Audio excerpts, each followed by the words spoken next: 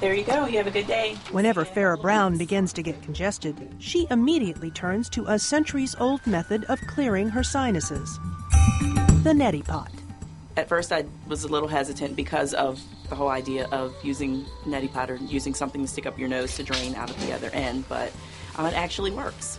How'd you overcome your reluctance? I want it to breathe. I want it to breathe through my nose, and congestion is an awful thing. If you're taking a shower, you're showering your nose, right? Dr. Jordan Josephson is an endoscopic sinus specialist and author of the book Sinus Relief Now. He recommends the neti pot to patients without hesitation. You fill it up with a saline, and you actually irrigate your sinuses and your nose out with it. It's great for sinus problems, it's great for allergies, it's great for cough.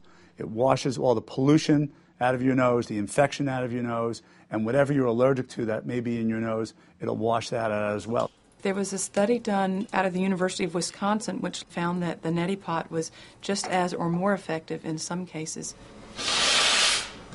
as the prescriptions, with essentially no side effects. Side effects? Oh, you mean the feeling of drowning you can get if you don't do it properly. I'll say to them, can you tell by nasal breathing is separated from my mouth breathing? You know, because you could hear the way I'm talking is different, right? And they'll say, yeah. And I'll say, now do that. And some people can quite easily breathe through the mouth and separate the nasal passages. And other people say, I don't know what you're talking about. I'm afraid to use it. Tip 1. Practice mouth breathing before using the neti pot. If the salt concentration is too high, there can be some burning of the tissue. Tip 2. Only use warm, distilled, or pre-boiled water and follow non-iodized salt instructions carefully. It tells you to use a heaping quarter teaspoon. And so thinking that more is better, you know, some patients have put in 2 heaping quarter teaspoons. There's been some burning.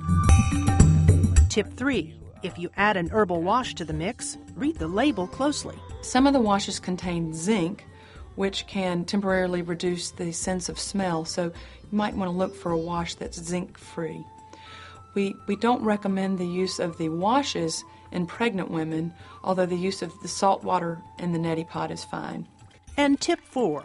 Don't be afraid to use it as often as your symptoms require.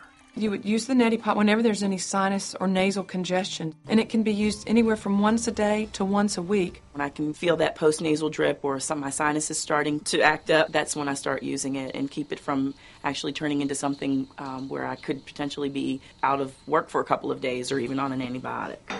For WebMD, I'm Sandy Lamott.